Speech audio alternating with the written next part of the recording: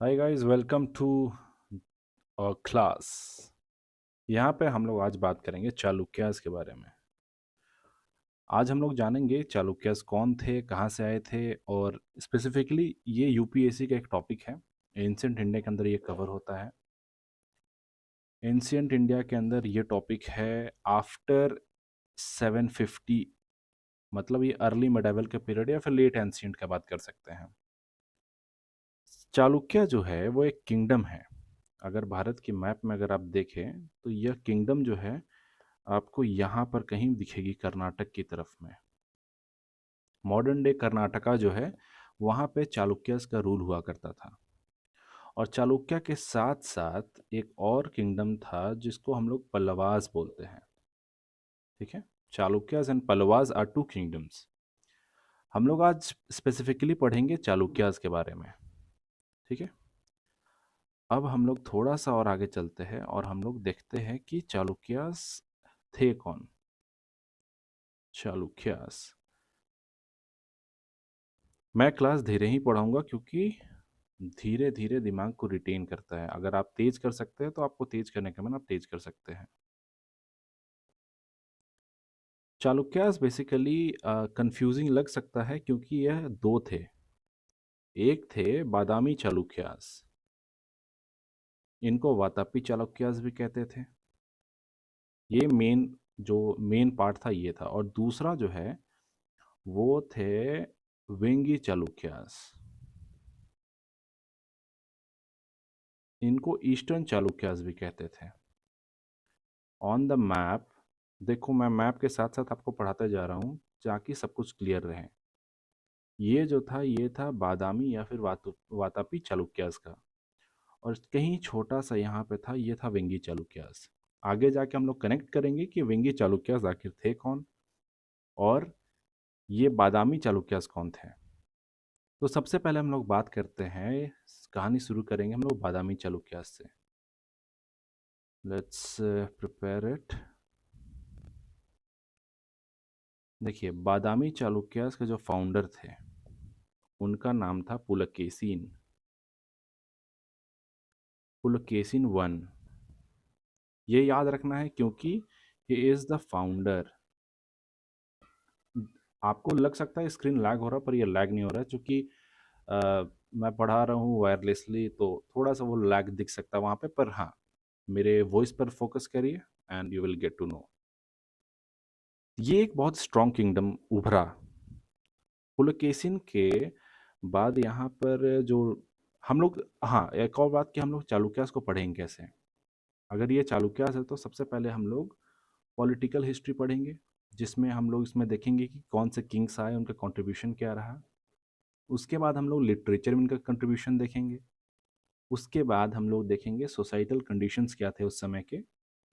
और लास्ट में हम लोग देखेंगे, ये लिटरेचर के अंदर ही आ जाता है जो भी बुक्स वगैरह जो भी है, आर्मीज़ की बात। और इस तरीके से हम लोग कंक्लूड करेंगे पूरा। ठीक है, और ये जो बोर्ड है ये आपको मिल जाएगा अगर आपको चाहिए होगा तो सबसे पहले हम लोग जानते हैं पुलकेशिन। पुलकेशिन के बारे में बस इतना याद रखना कि ये फाउंडर थे। अब इसके अंदर दो राजा आते हैं, मतलब इनके दो बेटे थे, कीर्तिवर्मन और दूसरे थे मंगलेश। ये याद नहीं रखना है, खाली ये कहानी सुनिए कि दो बेटे थे, एक का नाम था कीर्तिवर्मन और दूसरे का नाम था मंगलेश। अब कीर्तिवर्मन लेते हैं जो सीट राजा का, और इनके बेटे थे पुलकेशिन टू। और ये जो है पुलकेशिन टू, यही है हमारे हीरो चालुक्यस के। Pulakeshin two is the main king. जैसे सब में एक राजा होता है, जैसे सातवाहनाज में गौतमी पुत्र सतकर्णी, उसी तरीके से चालुक्यास के जो मेन किंग थे, जो भी हीरो थे, वो थे पुलकेशिन। अब इसके अंदर जो होगा वो सब ध्यान से सुनिएगा। पुलकेशिन जब यहाँ पे रूल करते थे चालुक्यास में, तो बगल में मैंने पलवास पढ़ाया था। पलवास में उसी टाइम में थे महेंद्र वर्मन। ये राजा थे पल्लवाज में। अब चूंकि मैंने आपको बताया था कि ये दोनों राज्य, एक यहाँ पे चालुक्यस, यहाँ पे पल्लवाज है, तो ये आपस में कॉन्स्टेंटली फाइट करते थे। इन दोनों के बीच में एक फाइट होता है जिसमें जो महेंद्र वर्मन थे ये हार जाते हैं। ये हारते हैं और पुलकेशिन जीत जाते हैं। और पुलकेशिन फिर जो कांची एक जगह है जो कैपिटल हुआ करता था पलवास का, उसको कैप्चर कर लेते हैं और वहीं पे एक वेंगी नाम का जगह था, वहां पर एक नया ब्रांच खोल लेते हैं अपना वेंगी चालुक्यस का, और इस पे राजा बैठा देते हैं विष्णुवर्धन को। विष्णुवर्धन इनका भाई था, कजन। और ये अब एक नया चालुक्य का एक राज्य खोलता है जिसको हम लोग वेंगी चालुक्यास कहते हैं। जो यहाँ पर मैंने शुरू में बताया था कि दो है, एक वेंगी चालुक्यास। तो वेंगी चालुक्यास जो है, इसके बारे में दो चीज़ याद रखना है कि इसके जो फाउंडर थे ये विष्णुवर्धन थे, और ये पुलकेशिन टू के द्वारा सेटअप किया गया था।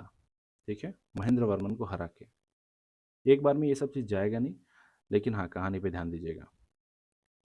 अब पुलकेशिन टू के राज्य में और कुछ कुछ स्पेशल बात होती है कि इसी के समय पर्शियन किंग खुसरो टू भी अपना एम्बेसडर यहाँ भेजते हैं और कुछ गिफ्ट्स विफ्ट्स भेजते हैं, मतलब कि अरब के साथ ट्रेड रिलेशन थे इनके।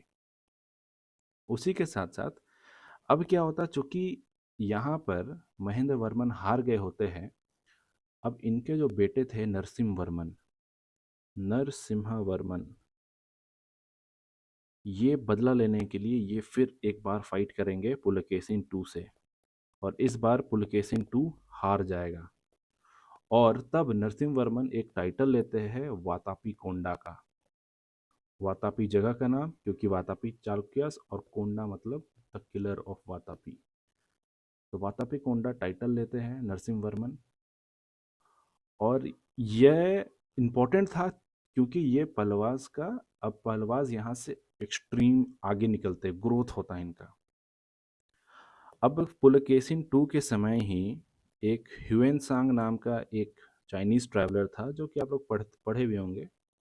ये हुएंग सांग हर्षवर्धन के पास भी गया था और ये यहाँ भी आया इनके राज्य में। और एक बात है कि जो इंडिया था, इसमें ऊपर की तरफ तो आपके रूल कर रहे थे हर्षवर्धन। हर्षवर्धन जो कि थे पुष्यभूति डायनेस्टी के। जब ये नीचे की वर्ड एक्सपेंड करने की कोशिश किए तो नीचे बैठे हुए थे पुलकेशिन टू। इनसे इनका फाइट होता है और ये हारते नहीं हैं। तब एक लाइन यहाँ डिक्लेयर कर दिया जाता है कि इसके ऊपर आप रूल करिए, आप है इसके ऊपर के जो भी राजा है, जो भी हेड है, और इसके नीचे का पुलकेशिन टू रहेगा। और तब पुलकेशिन टू अपने आप को एक टाइटल देता है, दक्षिण पथनाथ। पथनाथा, शकल दक्षिण पथनाथ, मतलब कि दक्षिण मतलब साउथ का जो भी है, साउथ का जो नाथ है, ruler of south is Pulakeshin two. ठीक है, यह पुलकेशिन का इंपॉर्टेंस हुआ था, बहुत इंपॉर्टेंट रूलर थे। इसके बाद जो आ जाते हैं वो आ जाते हैं आपके विक्रमादित्य वन। अब चूंकि पुलकेशिन हार चुके थे नरसिम्हा वर्मन से, अब विक्रमादित्य जो है वो आते हैं, विक्रमादित्य वन, और ये लड़ते हैं फिर से पहलवास से, या सॉरी पल्लवास से। और पल्लवास को मल्ला भी कहते थे, और ये जीत जाते हैं। और ये अपने आप को एक टाइटल देते हैं राजमल्ला, मतलब मल्ला के ऊपर जो राज करता है उसको राजमल्ला कहते हैं। ठीक है, राजमल्ला। अब इनके बाद एक और राजा हम लोग पढ़ेंगे जिसको हम लोग बोलते हैं विक्रम आदित्य टू। ये गुप्ताज वाले नहीं है, ये चालुक्याज वाले हैं। इनका बहुत इंपॉर्टेंट ये रहा है रूल। यह नंदी वर्मन को हराते हैं। यह नंदी वर्मन, अब यहाँ से पहलवाज हारते ही जा रहा है, अब नंदी वर्मन को ये हराते हैं। और इनका जो थोड़ा योगदान रहा है, ये थोड़ा आर्ट एंड कल्चर की ओर ज़्यादा रहा है, आर्ट एंड कल्चर की तरफ। कांची में एक मंदिर है जिसको हम लोग बोलते हैं कैलाश नाथ टेम्पल। कैलाश नाथ टेम्पल, ये बहुत खूबसूरत टेम्पल है। और जब यह जीत कर वापस लौट रहे थे कांची से, तो इनकी वाइफ, जिनका नाम है क्वीन लोक महादेवी, क्वीन लोक महादेवी, इनको ये टेम्पल बहुत अच्छा लगता है और ये अपने राज्य में, मतलब कि वातापी में, एक कैलाशनाथ टेम्पल का एक कॉपी कह लीजिए, उनको बनवाते हैं, जिसको हम लोग विरूपक्षा टेम्पल कहते हैं। विरूपक्षा टेम्पल ये बहुत ही खूबसूरत है, अगर आप गूगल करिएगा आपको दिखेगा। इमेज तो यहाँ टेस्ट मैंने नहीं किया है, पर ये सेम टू सेम इसके तर्ज पर बना था। और यह दोनों जो है, याद रखना है, यह दोनों द्रविडियन स्टाइल में बने हुए हैं। ठीक है, द्रविडियन स्टाइल के टेम्पल्स हैं। और फिर इसके बाद कीर्तिवर्मन विक्रमादित्य टू के बाद एक कीर्तिवर्मन टू राजा आते हैं, और इसको इनको हरा दिया जाता है राष्ट्रकूटा के द्वारा। अब राष्ट्रकूटा जो है, यह आगे के रूलर थे। मतलब जैसे कि चालुक्यास और पल्लवास एक साथ चल रहे थे साउथ में, उसी तरीके से अब ये दोनों का जब रूल खत्म होगा तो एक ट्राई पार्टा स्ट्रगल होगा, मतलब एक तीन कोणीय लड़ाई होगा कन्नौज के लिए। उसमें राष्ट्रकूटा, गुर्जर प्रतिहारास और पालास बंगाल के, ये तीनों आपस में लड़ेंगे और ये उनका एरा हो जाएगा। फिर याद ये रखना है कि चालुक्यस और पल्लवास एक साथ है, बाकी अलग है। तो अब हम लोग आगे बढ़ेंगे, और यह था पॉलिटिकल हिस्ट्री पूरा समराइज्ड। एक बार फिर से अगर आपको बताना चाहे तो बता सकते हैं कि सबसे पहले चालुक्यास, दो चालुक्यास हो जाएंगे। एक हो जाएगा आपका अम, वातापी चालुक्यास, वातापी या फिर बादामी चालुक्यास, और दूसरा हो जाएगा ईस्टर्न चालुक्यास, जिसको वेंगी चालुक्यास भी कहते हैं। इसके जो संस्थापक है विष्णुवर्धन, और यहाँ पे जो थे ये पुलकेशिन वन। इनके बेटे को याद रखना है, पुलकेशिन टू को। अब पुलकेशिन टू के समय बहुत इंपॉर्टेंट काम हुए हैं। अब इनके बाद विक्रम आदित्य टू आते हैं, जो विरूपक्ष टेम्पल जो बनवाते हैं। और उसके बाद फाइनली कीर्तिवर्मन टू जो है वो हार जाते हैं राष्ट्रकूटा के दंती दुर्ग से। ये था पॉलिटिकल हिस्ट्री, ये एक बार आप रिवाइज कर लीजिएगा, नोट्स आप साथ में बना सकते हैं। इसके बाद जो है वो एक इम्पॉर्टेंट चीज़ है कि अब हम लोग इसके बारे में जानेंगे कि चालुक्यास के रूल में क्या क्या था। अब हम लोग देखेंगे चालुक्य के राज में क्या क्या चल रहा था। ठीक है, वो पॉलिटिकल हिस्ट्री था राजा के लोग के बारे में। अब हम लोग देखेंगे राज्य में क्या क्या चल रहा था। सबसे पहले अगर हम लोग यहाँ देखें कि यहाँ का जो रिलीजन था वो कैसा था। अगर रिलीजन की बात करें तो यहाँ पर वैदिक रिलीजन, मतलब जो ब्राह्मणिज्म था, ये फेमस था। और साथ में जैन्स, यहाँ पर बुद्धिज़्म नहीं था, या फिर बुद्धिज़्म कम थे। मतलब जो रिलीजन का अगर आपको पैरामीटर यहाँ देखने को मिले तो यहाँ पर वैदिक और जैन थे। ठीक है, स्पेसिफिकली। उसके बाद अगर यहाँ पे एक आर्किटेक्चर का अगर आप बात करें, आर्किटेक्चर का अगर आप बात करते हैं तो स्पेसिफिकली यहाँ पर एक नया स्कूल ऑफ आर्ट, वे सारा स्कूल ऑफ आर्ट फॉर्म हुआ था। अब थोड़ा सा मैं यहाँ पे ब्रीफ करता हूँ आपको कि स्कूल ऑफ आर्ट में क्या क्या था। एक तो है नागर स्टाइल, ये जो है नॉर्थ इंडिया में ज़्यादा फेमस है। और इसमें क्या होता है कि ये मंदिर जो होता है उसका अगर शिखर, एक स्पेसिफिक बात कर रहा हूँ, यहाँ पे एक कलश होता है, यहाँ पे एक एबेकस होता है, और ये थोड़ा सा इस तरीके का रहता है, मतलब ये हल्का सा बेंड रहता है, और इसको शिखर कहते हैं, शिखर। और द्रविडियन में क्या होता है, द्रविडियन में ये पिरामिडल टाइप का होता है, और यहाँ पे कुछ कुछ बने हुए होते हैं, और इसको विमान कहते हैं। हालांकि दोनों के नीचे गर्भगृह ही रहता है, लेकिन फिर भी ये डिफरेंस होता है। नागर स्टाइल ऐसे होते हैं और साउथ के द्रविड़ ऐसे होते हैं। और वेसारा स्टाइल जो होता है, ये दोनों का कहीं मिक्सचर होता है, मतलब कि ये थोड़ा सा इस तरीके से रहता है, दिखने में लगेगा कि अच्छा ये द्रविडियन टाइप का लग रहा है, लेकिन फिर ऊपर में यहाँ पर कलश और बैकस रहता है। मतलब ये नागर स्टाइल का ये प्रोमिनेंट फीचर है, और ये द्रविडियन स्टाइल का बीच का स्टाइल है वेसारा स्टाइल।